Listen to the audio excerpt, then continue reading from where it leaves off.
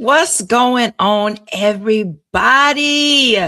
Hello, hello, hello. We are in the month of February, y'all. January has come and gone, and prayerfully, you have done what you set out to do. You have accomplished the things. You already know that if you can see me and or hear me, it is Tuesday night and it is time for the Minding My Business mic drop.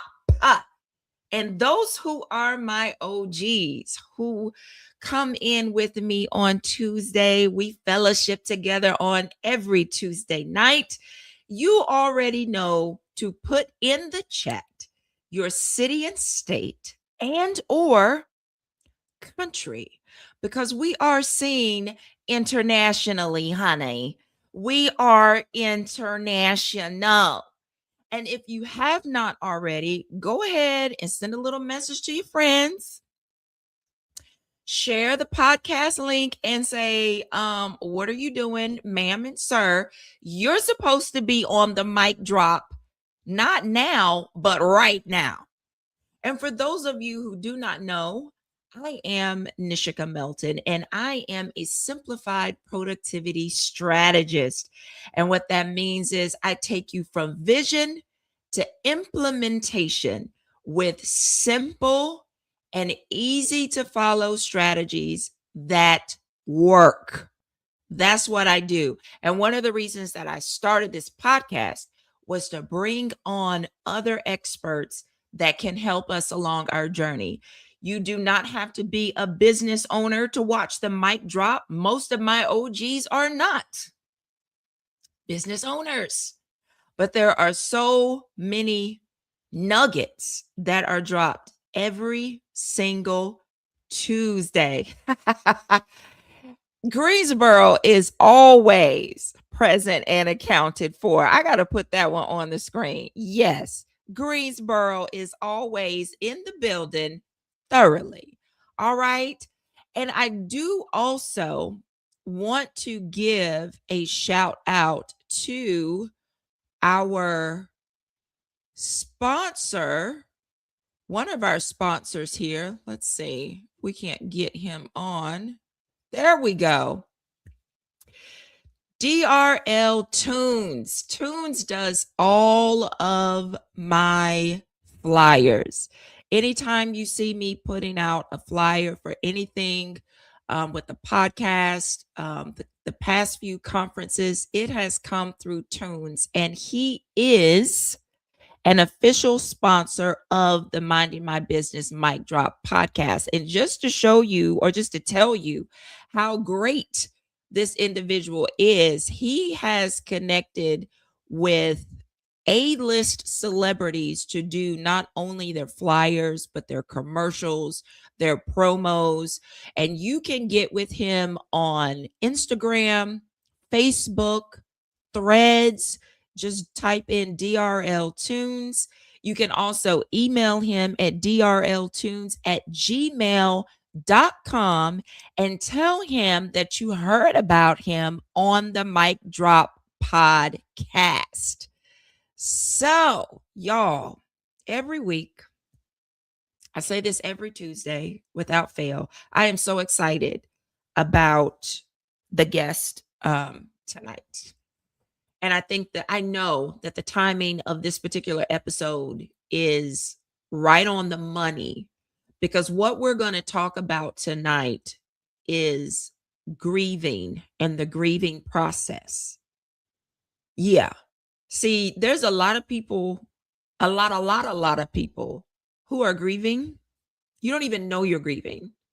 You're just wondering why does this thought keep coming, and why does this emotion keep happening, and why am I getting triggered in this way? And it literally could be because you are grieving, and because you don't realize it, you're not allowing yourself to go through the process. So I have tonight the absolutely amazing, and when she come on the screen, y'all check out this necklace she got on, okay?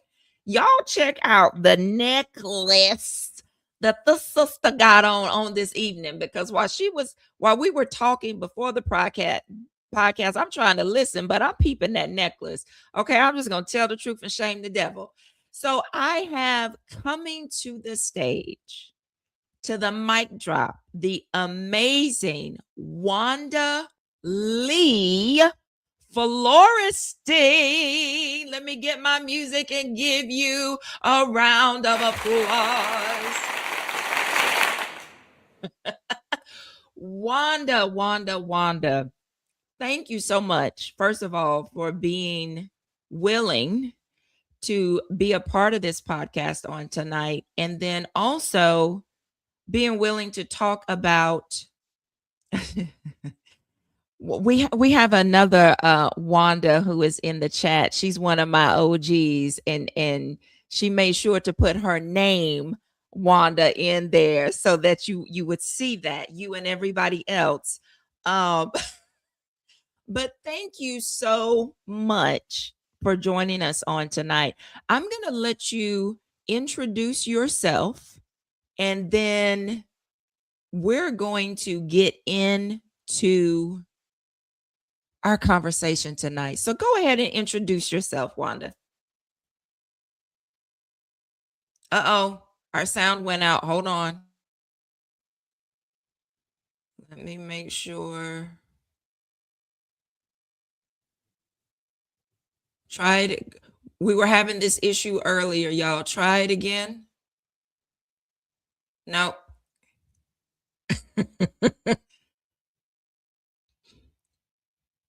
Let's see.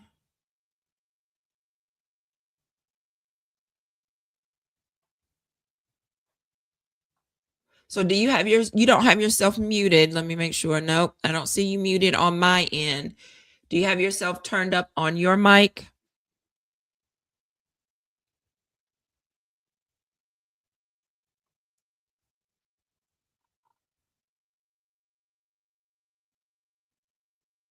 Go ahead and try to say something.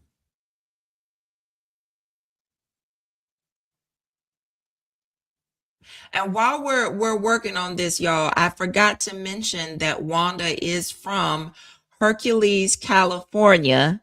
And the other Wanda that's on here is from Oakland, California. So Cali is all in the building on tonight. Hey, I just heard something. You hear me now? Yep, I can hear you. I can hear you. Okay, great. Yeah, who Wanda B from Wanda B New from Oakland, California. She's from Hello, Oakland, namesake. California.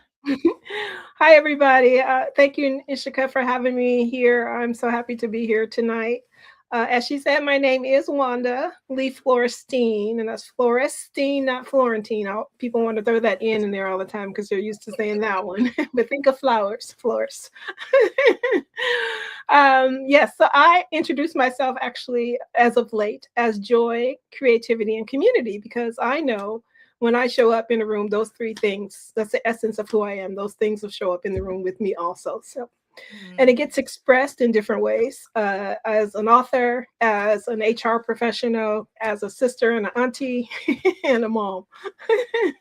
Yes. So, Wanda, you mentioned that you were an HR professional.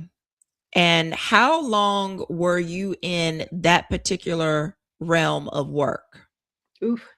I started in 93, so I'm going on 33 years now, on and off. Not a solid 33 years because I did take some time off to be with my little infants and toddlers till they were school age ready. But yeah, pretty much 30 years.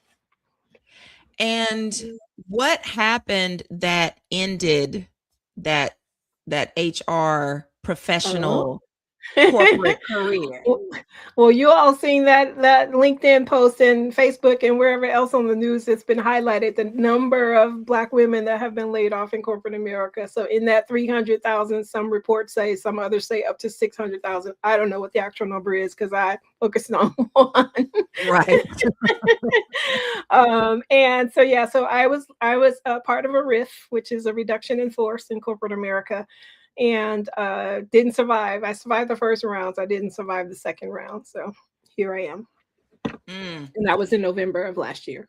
So November of last year, and most of us, if not all of us, have heard about that number of folks that have black women that did get laid off. And I've had a couple of them on the podcast. So it's like it's been in our faces, not just a statistic, but being able to see real life. Now, I know people are going to say, or going to ask, what makes Wanda able to discuss grief? Mm. So, what is your background in that area? Ooh, okay, so wow. As a woman of the 60s and a woman in her 60s, I'll go ahead and put that out there. I have no shame in that regard. I have been personally impacted starting at age 6, beginning with my father, who passed as a heart attack with a heart attack. So it was a sudden death. And then 9 years later, my mom died of colon cancer, which was a long progressive disease death. The year Wow. after that, I had a brother, an older brother. There were 6 brothers. He's the second oldest, and he actually died of a drug overdose. And all those three things happened by the time I was 16 years old. At the age of 19, I lost a very dear friend who was my best friend's older brother, who had died of AIDS.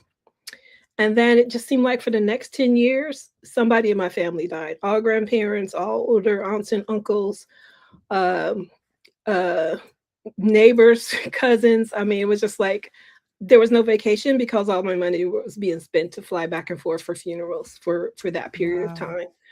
And so I totally see myself as a miracle, honestly, because all of the circumstances in which all of the things have happened Mhm. and all of the people that died in my immediate family, and then nieces and nephews and grandparents, that extended core family of folks. It's a miracle that I'm standing straight, that I can walk and talk and smile and experience joy on a daily Right. basis. So I didn't go to school for psychology, but I did do behavioral sciences and organizational development. So I do have a degree there. But I didn't focus on death in that time. It was more about how people behave at work and what the impacts of the organization has on an individual. In that particular field of study is organizational behavior. But every house is an organization. Every neighborhood is an organization. Every community is a church. Exactly. So it really was individual psychology about how the impact of the organizations have on you as an individual. And America is the biggest organization that we're in currently. So yeah. Correct. So I say that qualifies me to some degree in terms of the lived experience. And I don't have the formal PhD, but I feel like I know a lot about it.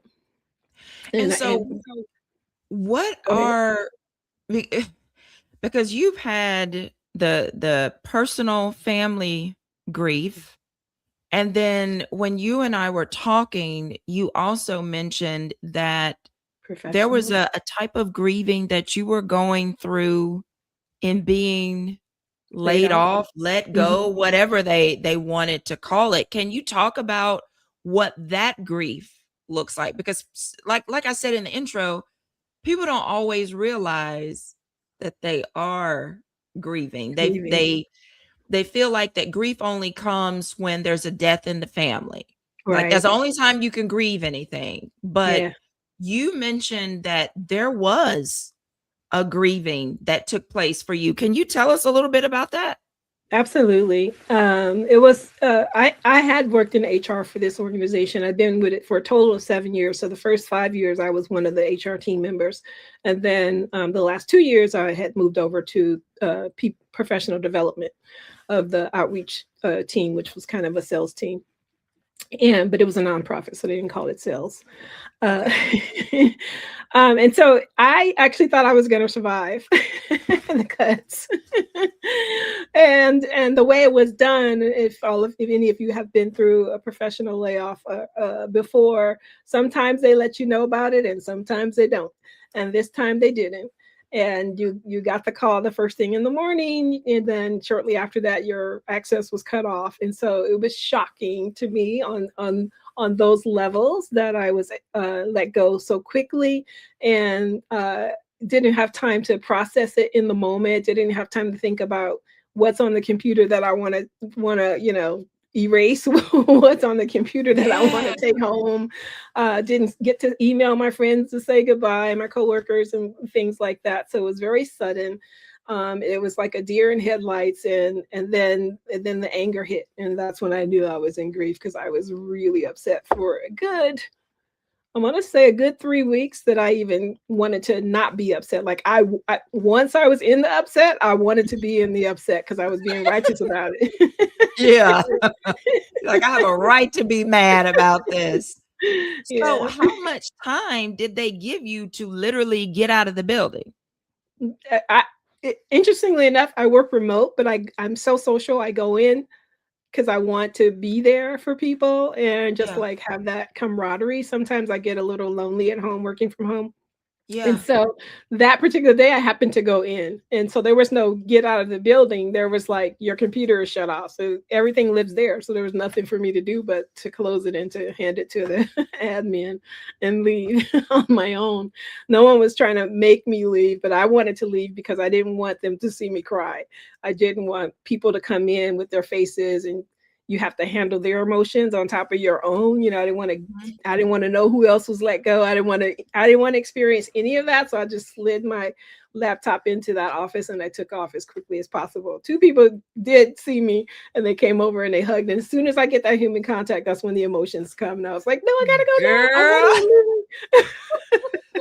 the leaving. floodgate opens up. They were Oh just like, my you too. God. And I was like, no, don't talk to me. Don't look at me. Yikes. That's so crazy that the day you decide To go to in. go into the office is the day they decide to let, because you could have been at home and gone Uh-huh. through whatever emotions you needed to go through by Yeah. yourself. Yeah. Yikes. Yeah. So I just have to say something right now, because there's some healing that's happened. This only happened 3 months ago, right? So the Yeah. fact that I'm still not crying right now and discussing this with you at this moment in time, I'm just acknowledging that I'm noticing, hey, you don't feel the same way that you felt last month. So Yes. the process is processing. Yes, it is. Let me give a round of applause to the process. Come on now. That's funny. I need some sound effects. Yes, got to use this. I need some more. But let me ask you this. What is, because I can't remember, um you had mentioned a type of a process Oh, the that stages. people Yeah. go through. So can you take us through each one of those steps? And we don't have to rush it, but just what the step is, what people experience, because I'm sure the chat is going to light up Yeah, let as me we check. start going through this. Okay. You can still hear me, right? Yes. Okay, good. So this was, I guess, this framework was developed by Elizabeth Kubler-Ross, or Dr. Elizabeth Kubler-Ross, and it's Kubler Ross, Ross. Um, yeah, still not connecting. I can't actually see the chat. It won't connect. But It's fine. it's denial, anger, bargaining, depression, and acceptance. And she identified those 5 stages in her framework that people go through the grieving process.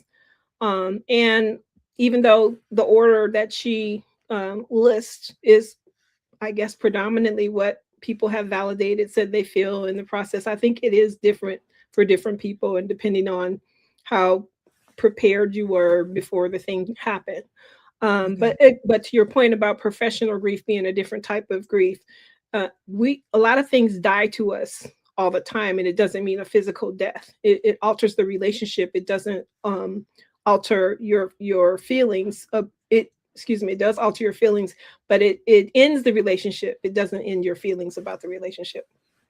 And Mm. so the denial piece can look like they playing with me, or oh no, they didn't. That's another one. Like, oh no, they didn't. Mm. Like, I can't believe this, ish, like all the things that could be the statements of the emphatic type of statements that you have in denial. Like, that did that just happen? You like you sometimes you are caught off guard and you're not in the full, you know, receiving of what's happening in the moment, because it kind of splinters your mind and your thought processes. And so it can show up differently for different people. It could even be like a physical, like bang on a desk or something like that, or forbid, Because of all the violence. emotion Some that people do go postal. If you've heard that phrase on the denial part of it, right? And that can happen in that stage or the depression stage as well. And then the anger part is what the part I just shared about. It took me about 3 weeks to process that, because I even, wrote kind of a interesting post. It wasn't salacious in any way, but it was just a statement of how it feels and how it can disrupt your body and mind. And then that process will take as long as it takes, as well as the bargaining, because then you're like, that negotiation thing on coming on, like, I wish people do this and they torture themselves a little bit, especially when it's a physical death. Like, if I had just been there, or if I had said this, or if I had done that for work, sure, it's like, oh, I should have talked to the president, or I should have talked to the CEO, or I should have negotiated something in my contract. It's all the shoulda, woulda, couldas. mm, And some people will stay in that for a long time as well, because you feel like you could have, and that can have you locked into a state of mind. It's like you're blaming yourself for what happened. And you're bargaining with, like, if I, like, honestly, with this election, I'm still like in somewhat of a bargaining stage. Like, is this a nightmare? Am I going to wake up tomorrow and it won't be right. that person? you know So, um, before we go to the next one, let me ask about this bargaining, because the examples that mhm. you're giving is also triggering, like, when a person goes through divorce or Mhm. they're I've been served there as with well. divorce Yes. papers, then it Yes. becomes, if I had just done this, or what if I do that, and wow. Yeah. I've been there, but I didn't have that. I was ready.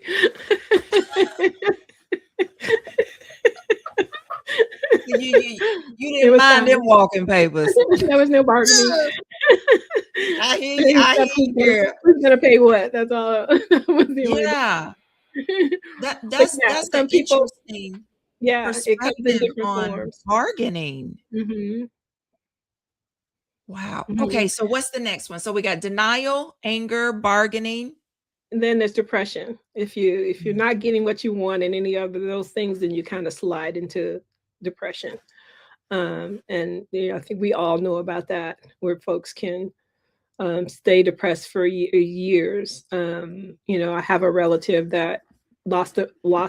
We all lost the same person, Mhm. and it impacted that person so much that that person is still depressed. It's in just basically a catatonic state because of the loss. The grief was so heavy, that person wasn't able to process anything. They just kind of went from, the denial, and disbelief that it was happening, straight to depression. There was like no anger and no, it just like was like phew, it just severed their, you know, shape of reality, Wow. sense of So reality. it's not even required that a person go through all of Mm-mm. these steps. They can just hit one and be stuck. This is true. Yeah, we're all every you always hear it all the time, right? Everybody grieves differently. Mhm. Everybody grieves differently. Because it depends on so many variables, right? Like, who was Mhm. this person for you? Were you codependent with that person?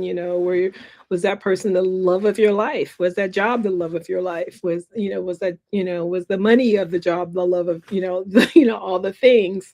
Mhm. Um, because some people can feel relief after they're being let go from work, because they kind of, what job hugging is a term that they use now.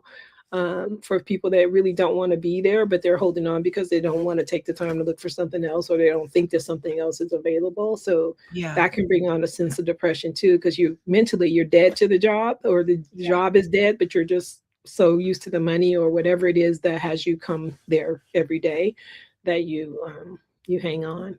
So we're so diverse in feelings and emotions and how we process life. It's hard to say, but the framework that was created, and a lot of psychologists still use it to this day. This is not a new framework. This has been about 30, I think the first time I learned about it was about 35 years ago.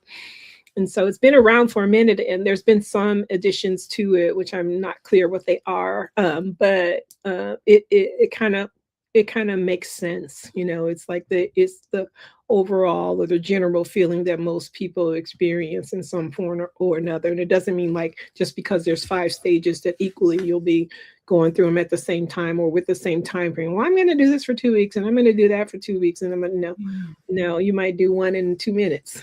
Mm. It just depends on the circumstances and what it is and where you are mentally when that happens to you. Yeah. And so what's the fifth stage? Acceptance. Like that's when you finally get to that healing stage. Like, I've accepted, my job is gone. I used to get triggered when the ex-employees or my ex-coworkers would email me to see how I'm doing. I'm like, leave me alone. Don't talk to me. Y'all just pulling me back into that drama. I'm not getting Oh, paid to experience wow. it anymore, so I don't want to hear about it. But I actually had a coworker reach out on Friday, and I was happy to hear from that person. I was like, oh, okay, I can talk to this person now. So, because I had just like cut everybody off. I'm like, y'all have a nice life. I'll see you when I see you. Deuces. So It's did about my you own know self-preservation. I can't take care of y'all right now. exactly, because you had to get your own self together. Yeah. Did you And know it's that not you to were say that you're grieving? done either. I need to say this. It's not to say that you're done. Some of it is Yeah. cyclical. I might get to bargaining and then bounce back to anger, because Mm. something can trigger it, right? One of the things that I did do that I had never done before, because I have experienced so much personal, physical, death of loved ones, is that I actually wrote an Excel spreadsheet, if you can believe that or not, of all the folks that I've lost and what it caused for me.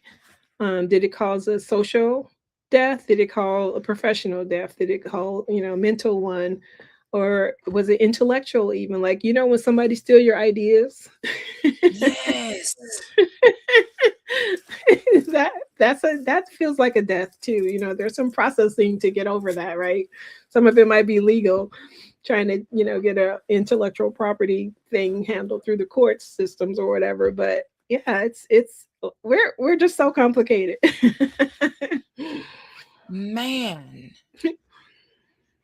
It's interesting to hear that a person can go through each one of these 5 and then jump back Jump back. to something else Those from triggers. trigger. Did you know that you were grieving? Oh, Like, were you absolutely. aware? Oh, Okay. oh, completely. And I was doing a Bible study class, and it actually came up, and I uh was mad that I was grieving. And I shared that with the group. I said that I'm mad because it feels painful the way I've lost a loved one, and I didn't feel like in my mind intellectually that it should be an equal feeling of pain, because it was a job, right? It Right. wasn't a family member. And I shared that to the group, that I was feeling like so heavy in that moment. That was like the first week, I think. In that moment, it was so heavy for me that I was like, my voice was literally choking. I could probably hardly get the words out. They were like, what's wrong? They were trying to hear what happened, and I couldn't even talk about it in a way that was clear. My voice kept, my grief starts in my throat. and my heart and my throat goes right through my throat. And so my voice just tightens up and I get really hoarse and I can hardly say the words. And then the floodgates open, right? If I can't speak, then my floodgates open this way. So if I don't get the Wow. verbal out, the physical comes out. And so I was really upset that I was feeling as deeply wounded as I had lost a person. And that kind of brought me back to the conversation, which is why we had the conversation we had prior to this. I was like, that was really deep. I'm like, why am I feeling like this a family member? And so, and then, it is professional grief. And I guess before this year, I hadn't heard that term in that way, like, Mhm. you grieve professionally. And I know that you grieve when you lose a pet or other things that are not, Yes. mementos, like our family heirlooms and things like that that we've lost also. Mhm. That you have that sense of loss, but I never attached it to a job before last year. So let's talk about that because you got angry with yourself. I'm assuming that, Everybody. Yeah. okay, we're gonna put everybody in. We're not gonna leave anybody out. We're gonna say everybody. And you realized it, but can you give us a little synopsis of what was your healing process when you realized that's what it was? What steps did you take to heal? Because now, as you've noticed and you acknowledged, the triggers aren't all there Mhm, anymore. So if you could mhm. talk about that for a few moments. So well, out of that conversation in Bible study, the facilitator asked me to he did ask what was my grieving process, and I never thought that I had a process. I'm like, do I have a process? I know I go through a process, but do I have a process for healing? And I had started thinking about the things that I do, like talk to my friends or family members. Breathe is always like the first thing anybody should do, like catch your breath and like sit in your breath and like really feel where the pain is, because it doesn't show up in the same place. And I don't know, how much grief anybody else on the call has experienced, but it's different each time and it Mhm. shows up differently in your body. And so, like, identify that place. And in that breath, like, try to put your hand on that spot and hold it. And, like, even try to give it a shape or a color, right? I do this. I used to do this when people had headaches. And I forgot where I learned it sometime in the 80s in some workshop or something that I did. I saw somebody do that and I thought that's interesting. And so what they did was, I guess it's a kind of a subset of Reiki or Reiki. I don't know how you say that healing process, but laying of the hands, basically. Mhm. And then on that spot, and just like talking to that body part, and like identifying the color, and then saying some beautiful things to it, like it's going to be okay, or I love you, or whatever that is, or words of comfort that you can come up with. And then just like rubbing and tapping and just like giving yourself that time, because we feel like we got 3 days, right? In corporate America, you have three Yeah. days to grieve, which is, I don't even know where that came from. Honestly, I thought about that this morning. I should look up where the 3 days came from, because that's been a constant. Um, Mhm. right. Over the decades, it has not changed. Everybody gets three Nope. days. Because if you go um, beyond that, you don't get paid. well, they call you like something's wrong with her. She should be healed by now. Like you've had 3 days. Really. um it can take years, really. But at any rate, that nature walks, I am a nature girl. My two favorite places are the forest and the ocean, and thank God I live in California, because I do have the choice. And Oakland has Yes, you both. do. Oakland has both. And it's kind of weird to say Oakland has a forest, but yeah, Oakland has a forest in the middle of the city almost as well. um and then just you got to sit in it. You can't. I mean, you do. Life will call you to put it on a shelf for a while, Okay. right? Because you have Okay. commitments and family, and depending on what your relationship is at home, if there's children, if the spouse or loved ones, so you have things that the world requires you to do that may not align with the time that you need in the moment. And so departmentalization is helpful, even though it sounds kind of crash and inhumane. But it has gotten me through some things. So like I was like, okay, I've got to be somewhere at 4 o'clock. So you have 15 minutes to cry and you're gonna go wash your face and you're gonna do what you gotta do. Get it Right. together. Yes, ma'am. Yes, And then you can ma'am. I think come we back home all. Yes. and you can come back and go. And it's like it's hard to say that. Like, but we are that powerful. Our minds are very powerful things. Like everything that's in front of us is can be recreated in our subconscious as real, right? Um, because it all started with our subconscious anyway. Everything that's created, it didn't start, that way. But yeah, and sometimes just rest and silence and music is another one. Sometimes I'll have a song or a movie. Like my favorite, if I need to cry movie, is a movie called Simon Birch or I've Imitation of never heard Life. that. I've never Imitation heard of of Life is an those. old school Black movie, and Simon Birch is about a little boy that was born with handicaps physically. He was stunted in growth, and he just had a hard life, right? And then they didn't hold back on the hardness of his life. And so if those two movies don't get me, then I feel like something's wrong with me. I'm getting too hard in the world. But then I So, have to turn to some music, and it's usually gospel music, yeah. that'll take me there. Danny McClurkin is the more contemporary one, but How Mhm. Great Thy Art would just like have me on the floor in fetal position if I'm grieving. Girl, put the Kleenex box right beside you because the rivers are flowing. Yeah. I don't think if anybody had asked me that question, if they were to ask me that question today, what is my grieving process? I have no idea. Yeah. Most people don't because it's different each time, right? Because there's grieving for the person that dies a slow Yeah. death, right? There's grieving for accidental. There's grieving for sudden, like heart attack or murder, right?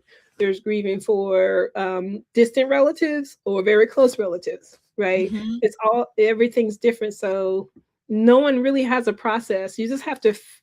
I would think the number one thing to do is to breathe, A, and to B, to feel where you're feeling it. Hmm.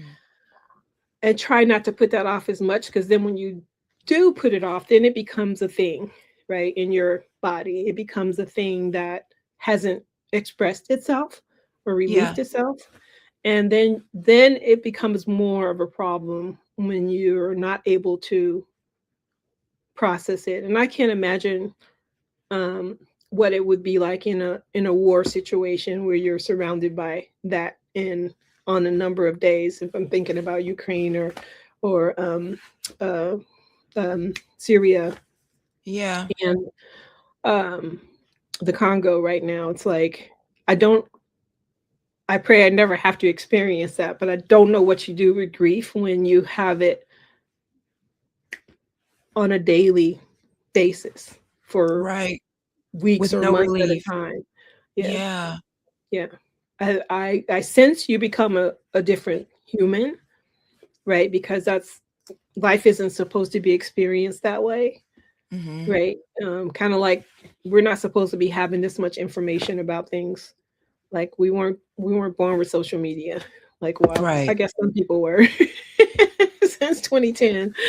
I guess people were born with social media, but my generation, we have 4 channels, and there was no, and the flag came on and the national anthem at 12 o'clock, and the Yep. TV went off. Yep. So you didn't have this bombardment of information coming at you through all the different, instruments that it comes through on a 24/7 cycle. We didn't have that. And so we're reconditioning ourselves over and over again to have this level of engagement with the entire world when you Mhm. just really grew up and was born into a neighborhood, right? But you're now global minded 24/7, Right. which is a lot. Like, yes, God gave us dominion over the earth, but I don't think he meant this. It's like it's a lot of It human it is processing. here, It's here, and people and it seem can to be a like it, lot. right? So it probably is not Yeah. going anywhere. There'll be other versions of it, Yeah. until there's not. So those of you who are listening, whether you're listening to, the live or the replay, I am curious to know, do any of you recognize what your grieving process is?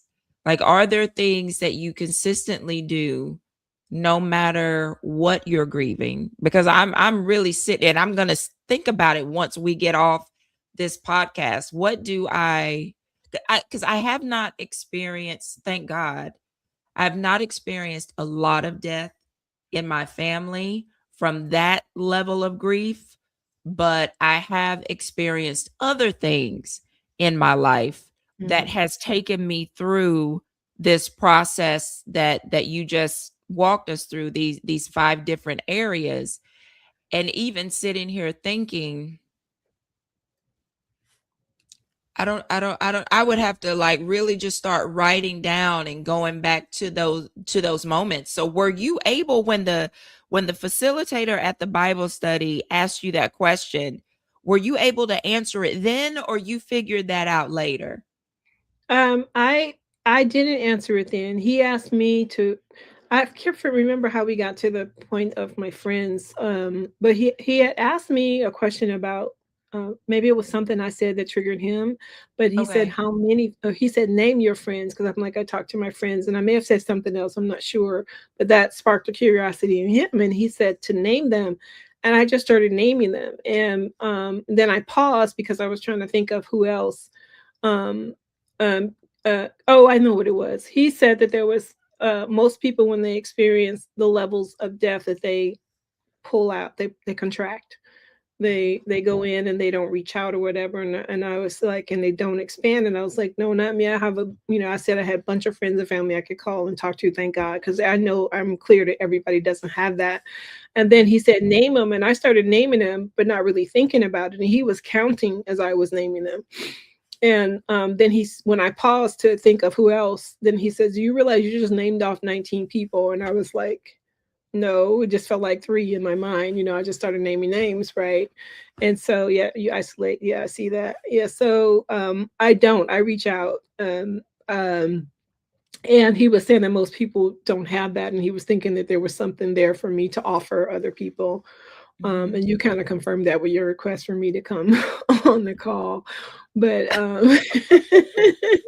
so Absolutely. that's how that went. And then he advised me to write letters to my friends just to thank them for who they have been for me, and did that. And then he also asked me to write a note to the people that I've lost, like what was the one thing that I loved about them. But when I started that process, each Mhm. person had like about five different things that I loved about them. So that kind of it just the process of doing that gave me that, kind of a kinetic connection, even though it was pen to paper. Okay. There were some feelings that were expressed. And I actually, that happened with my book as well, because my book is about racism. Mhm. And most of what's in my book is all the racial things that happened that left a, indelible impression on me, whether good or bad, most bad.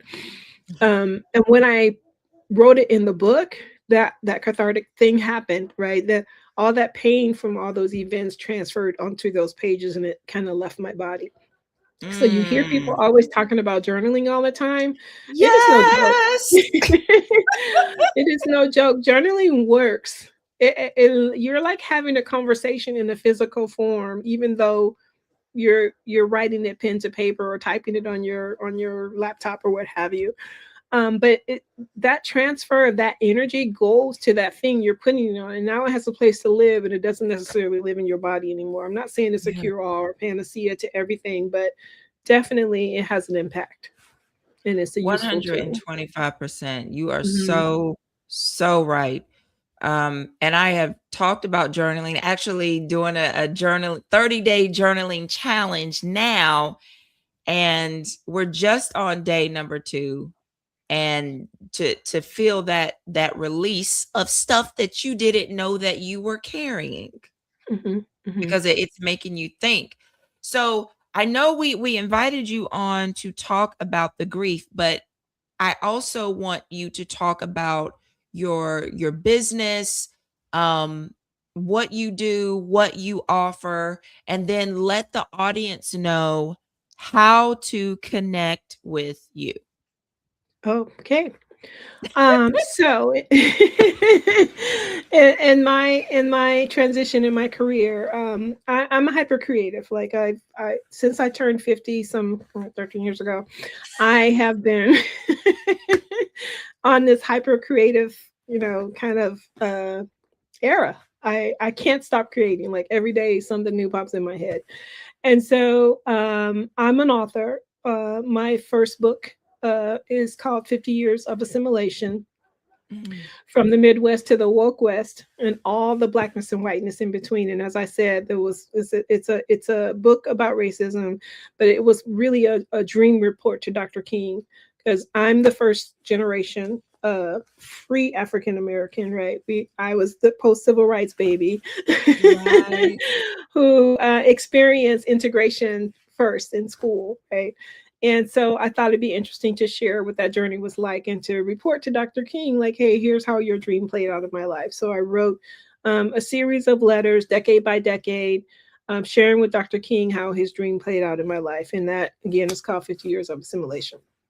Do And you I do have that talk book about, with you? I do have the book with me. Because someone put in the comments that they want to see the book. Yeah, sorry, I didn't see the comments. I was busy running my mouth. So this is the book.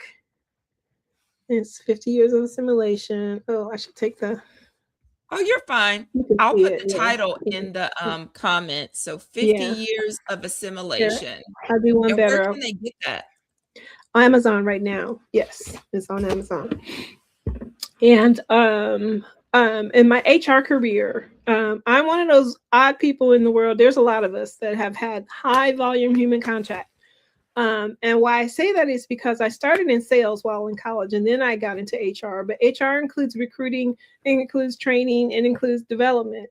So I did an estimate because I heard Oprah Winfrey talk about how many people she interviewed. I'm like, well, I've been recruiting for 20 years. I have interviewed way more people than that. And so I tried to go back and account for how many people I've actually met.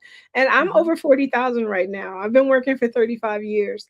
And I started even before that in sales in high school. So I have had, and I'm serious about this part, I have had over 40,000 face-to-face contacts with Yeah. people in this planet for longer than 30 minutes, for at least 30 minutes, I should say. I have met 40,000 people on the planet and talked to. And I'm not talking about you look cute, what where'd you buy that kind of Right. Like not conversation. in It's like, passing. right. Yeah. I'm like, I need this job because, or I need this training because, or I'm buying this outfit because, and they'll be in the fitting room for 30 minutes if I, or longer if I had my way. And I usually had my way. So real heart to heart conversations, because people are either trying to get a job, they're trying to get skilled up, or they're trying to look good. And so I've and I can't even tell you how many workshops and things that I've done too. And I just backtrack a minute. I didn't about the process. Therapy also is a great tool. Y'all don't discount that. Yes. Therapy is But needed. yeah. And so so I taking all of that energy, and I've raised two adults right now who are adulting very well. They have launched successfully and out of my pocket, which is a beautiful thing, at the ages of 23 and 27. Awesome. Yeah. Or 24 and 27, I should say. And so all that energy has to go somewhere, right? So what I'm doing now is my organization called Flow Up Productions, and that's just like it sounds, Flow, FLOWUP Productions.com. Website under development right now. I can't make up my mind. Sorry about that. But you can reach me on LinkedIn, and that's my name, Wanda Lee Florestine. So that's the best place to reach me right now. But I started this organization because I want to work with executives and leaders of corporations, because what I learned from being in training and people development and performance development in corporations is that the leaders don't do it. The leaders don't do it because they don't want you to see what they don't know. They don't want to expose themselves to their reports. They want to Right. always appear powerful. It takes a very mature, emotionally intelligent leader to let their guard down in front of the people that they're paying. And so, with Flow Up Productions, I'm creating experiences and workshops with them around DEI, which we would call belonging and inclusion, or fairness now. I don't know. They're trying to, the language is evolving to fit Yes. the current, to address the current pushback Administration. on the subject matter, right? So Mhm. whatever it pans out to be this year, that's the work I'm doing, because Okay. I'm also one of those people, because I was born in a family of 9. I'm the 8th child in 9. I know families don't have that many kids anymore, but there were 6 Mhm. brothers and 2 sisters, so I was number 8. So at a very tender age, I learned how to get along with wildly different personalities, right? Because you can imagine how how many different person, and everybody had a different personality. So that was my kind of my initial training ground, right, or my Yeah. initial classroom of how to get along with people. So that I do, and I have people in my life very close to me from the globe that I didn't. I'm not, I'm very open and accepting of people and who they are. So my degree, my lived experiences, and my corporate work has all kind of led me to this place where I want to consult and do this for leaders, because they impact everybody else. There's no Mhm. psychological safety if they're not doing it, or the teams don't know that they're participating in that way, because they don't know how far they can talk to that person or how real they can be at work. All these Yeah. companies say, bring your whole self to work. What does that mean exactly? Lies. It's All almost a trap. lies. If you show us who you are, we'll show you to the door. Honey, so wait a minute. We gotta get I gotta find a sound effect for that right there because honey, hold on. Oh Lord, can I find one? But baby, you just stop saying that. Stop saying that and make it real, right? So that's kind of Yeah. my goal. And I'm newly forming. I just like got my license, got it, all the paperwork done, just got the URL, all the all the things in the background that you do before you launch successfully. But because I am an author, I have been doing it, for them, for my one client as an entrepreneur. They say, who's that? I can't remember who said that, but everybody is an entrepreneur. Either you have one client or you have a bunch of clients. So be meaning, Right. like, even if you're working for somebody as a W-2, you're still an entrepreneur. You just have one customer. And that's your that's That's your your yeah, that's organization. your boss. But Mhm. yes, I'm spreading my wings. I'm taking all my skills and knowledge and things, and doing it that way, and creating the workshops that I've been creating along the side, because we had the professional ones, but there wasn't anything for community. So I had developed community workshops from my book content that have been really great. And so now I'm really going to dive into that full tilt and make sure that I'm out there doing what Wanda wants to do. My next book I'm about to drop will be out at the end of this month, and it's called Reclaiming the Jungle: Mm. From the Rooter to the Tutor, or From the Rooter to the Tutor. I can't decide how I want to spell that yet. Rooter, tutor. That's how we do it. Rooter Rooter, Tutor. Okay. tutor. Yes. At least look, at least in the South, that's how we say it from the That's how you say rooter it. Yeah, I think I'm to the tutor. yeah, in homage to my parents. From my dad was from Alabama and my mom's from There you Oklahoma. I go. think I'm gonna go with Rooter Tutor. Thank There you for you that. go. Yes. Now, quick Yeah. question for you. Do you Mhm, work with leaders that are nonprofit and for profit, or is mhm, there a mhm. certain sect? You do No, both? it's all the same. They have teams. People that are responsible for teams is like, you have to show up for them. You have to be Yeah. the demonstration of what you want the work life to be like. You can't just talk about it and give, money to for people for professional development. What are you doing? Because if you're not upholding, what you say your values are and what the mission is and what the company culture is, then it's all just for show. It's performative, and if they're not comfortable enough to get themselves developed, then they're just going to have a problem. They'll have a big problem, especially if they have employees like Nishika Melton who tends to call things out. Yes, they Right. will have lots of problems. Hallelujah. Yeah. Um, So I do so have one. Oh, go ahead. go ahead. No, go. I have one excursion coming up, which is an experience, was what I'm calling it. On February 26th, I have a 3-day writing workshop that's going to be from leaving the Bay Area, going down to Santa Barbara on train.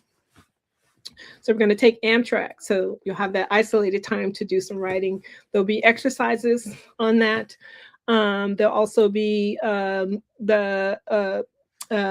check in the evening for the hotel, and then in the morning breakfast, and then there'll be like a 3-hour workshop, and then after the 3-hour workshop on Friday, you will have free time to do whatever you need to do to continue with the writing process, or people don't have to write. It could be a getaway too.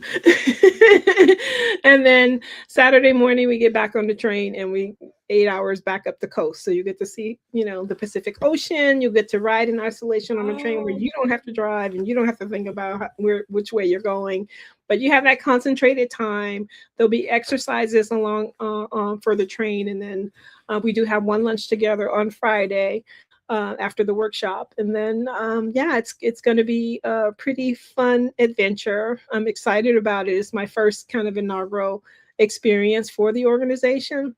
Yeah. And so then I have other things happening throughout the year, but I'm not ready to spotlight those yet, but they're coming. So if they wanted to get more information about the writing excursion Yes. on the train, Yes. where would they go to get that information and to sign up?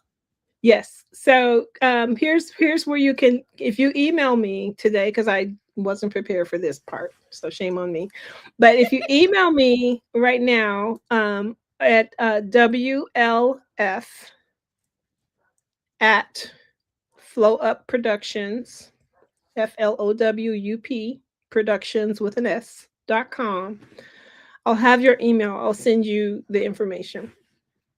All right, y'all. So I have put that in the chat, and I will also put it in the comments. WLF at flowupproductions.com. I'll put it in the comments after the video so that you all can go back to it. If you're watching the replay, still email her because there could be seats available if you want to participate. But the date you said is February 28th, so it's the last February day of the month. 26th, 27th, and 28th. Yep, the last weekend. So but we leave Thursday. Okay, February 26th, 27th, and 28th.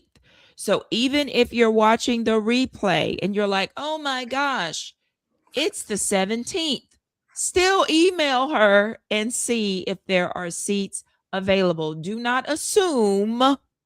Right. As of today, we have just 9 seats left. So we have 9 seats right now. Or excuse me, 9 seats. 8. Sorry, 8. 8 seats.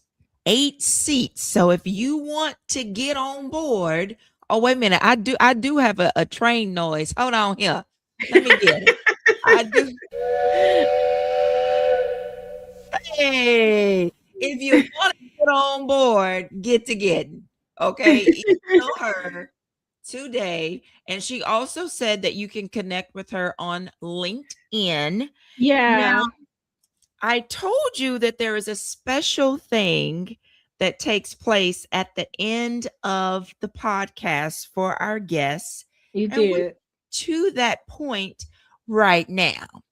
Okay. So, and let me say this while I get ready to do this, you all who are watching, if you have any questions, go ahead and put them in the chat right now while we get ready to do our special segment that all my OGs know is coming. So at the end of the podcast, I ask you a question that the previous guest left. The previous guest had no idea who was going to be coming on after them. Right. So they just left the question, and you're going to get to do the same thing.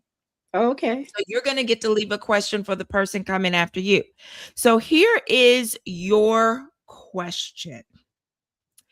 What is one thing you don't want your children or grandchildren to experience online, and have you prepared them to not experience it? Well, I guess bullying, that's like the first top of mind. That would be the first one to be a target of harassment or, Yeah. um, just angst, because that seems to be the thing now that kids are trying to deal with the most on social media. One of those, strongest impacts that they have now that AI is also a part of it as well, telling them to talking them into taking their lives and things like that. Yeah. So I definitely would not want them to experience that, but I just had another one that just popped in my head, and Go ahead. that would be identity theft. Oh, I would yeah. hate for them to have images of them that were manipulated to have them appear to be doing things that they had no, involvement in. Fake, deep fakes, I guess they call it right now. So I wouldn't want them to experience that, or myself for that matter. And I think we all can concur because Mhm. with the technology that we have now, those things are literally already happening to people, and you really have Mhm. to pay attention on Yeah, social media to see what's a real video and what right. somebody concocted. So There that's needs to real. be So the caution. other part is of the question is, do you feel like you've prepared them to not experience those things? I've prepared them to be resilient. They know who they are. They know how to ask for help. Awesome.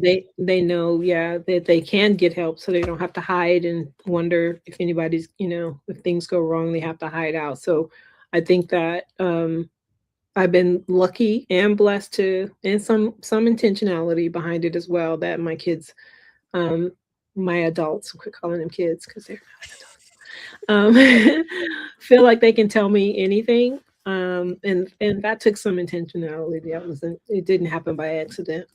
Yeah. Awesome. So now what question would you like to leave for the next guest?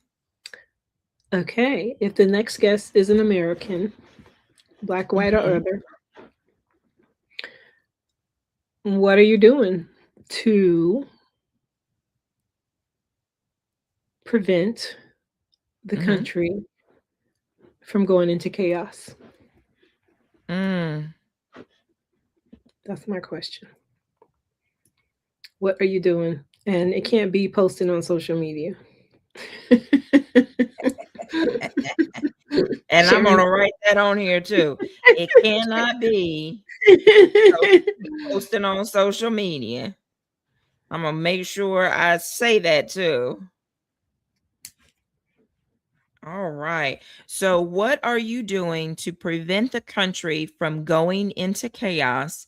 And it cannot be posting on social media. Yeah, and Well, tell them Wanda, I is there, go go ahead. ahead. Go ahead. Is there anything you want to leave the audience with before we say goodbye? Are we reading any of their questions or no? Are What we out of question? time? Are their questions? Were there any questions? I can't see the chat. I read them along the way. Oh, you did. Got it. Okay. Yes. Yep. So what do I want to leave you with? Grief is no joke. I realized I was smiling and laughing a lot through this. Um, Mhm. take that just as a testimony that you can overcome it. Like, Yes. it does not leave you um destitute and in despair, unless you don't seek and get help. And no one has to go through it alone. And even that journal can be your, you know, person, to not, Mhm. sometimes journals and books occur to me as friends too, sometimes, for what I'm able to tell it and what I'm able to pick out from it. Right. Um, Right. so they're like inanimate, but it's helpful. And I don't know what the AI thing, I think that's a new thing now. People are having these AI bots that talk back to them, things like that. I have no experience with that whatsoever, but I don't know if that's a good thing or not. But just to know that every day is different and it's only in the moment. It's not, it happened, but it's not happening right now. Right. Mm. So find the right now and throw that logic in. It's not happening right now, but it happened and it hurt like hell. Excuse my language. Yeah. Um, but it's not happening right now. Keep saying Yeah. that. And I think that'll give you a crack, an opening to move through it. right? It's like, Right. oh, it happened, but it's not happening right now. It's not, right Right. now it's not happening. Right now I'm here or I'm there or I'm right now it's not happening, right? And that I think that will provide a, an exit. You know, it will provide at least a start to an exit, that creates that opening for you to like step through that feeling that's occurring in that moment. But Right. you don't have to hold on to the feelings. You can thank it for visiting you. Like, uh, yeah, I get that. I'm feeling that right now, Mhm. you know, Mhm. and let it express. And then if you need to put a timetable on it, do so. You can do that. We have the mental capacity to say, set that alarm on your phone, give you 5 minutes for this, and you can come back to it, but Yeah. you don't have to labor in it, right? You don't. There's no requirement for you to feel a certain way. So I never get upset with people at funerals because everybody thinks there's this whole protocol about how you're supposed to feel and say. We do have the extremes when folks disrupt the service, then that Yeah. person needs to go elsewhere. But Right. but yeah, it's so different for everybody. Yeah, it's just a lot. But know that, use me as a testament. If I didn't say all the things that I've lost, like homes, Right. spouse, miscarry, like there has been I've had enough losses for three people, in my opinion. Uh Wow. and so I'm here with you right now, speaking, talking, sharing, laughing, reflecting. Life continues if you allow it to continue. And that's powerful. Life will continue if you allow it to continue. So whether you're watching the replay or you're live, that is definitely something that you need to write down. Life will continue if you allow it to continue.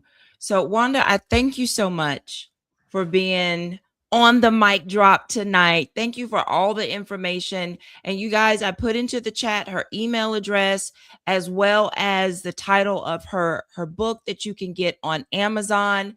Connect with her on LinkedIn, and I hope that everyone has a fantabulous rest of your evening. All right, we will chat with you all later. Thank you.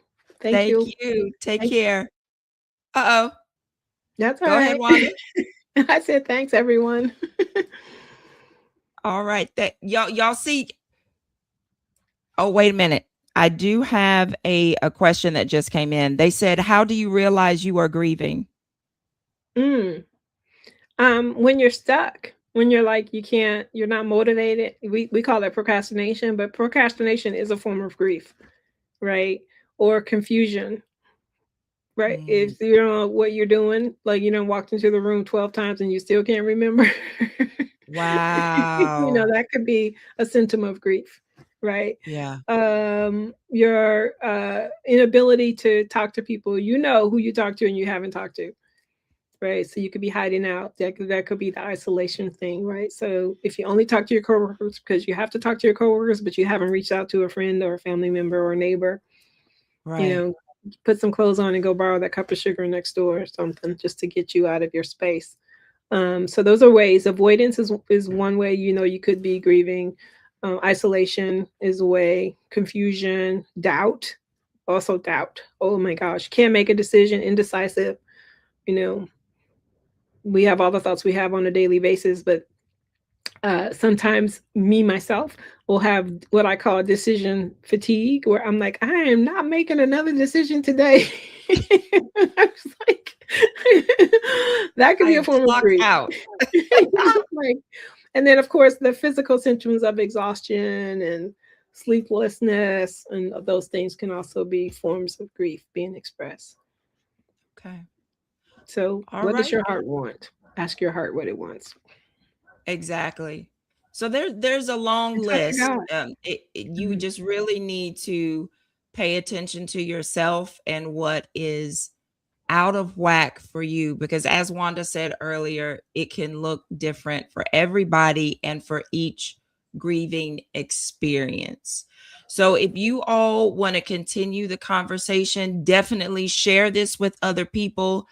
Put your comments under the video after it's uploaded, and Wanda will also be able to see it each night. Even though we end the stream, the conversation does not have to end. And this is one of those important conversations that we do not have to allow it to end tonight. So just know that you can post those questions, you can message her, you can email her and reach out and connect with what she's doing. For now, we are going to go ahead and sign off. And Wanda, don't go anywhere, but I'm going to Okay. put you backstage and we're going to Okay. call it an evening. All right. Thank you. All Thank you, righty. everyone. Y'all, thank you so much for joining us. And I pray that you all have a fantabulous rest of your night.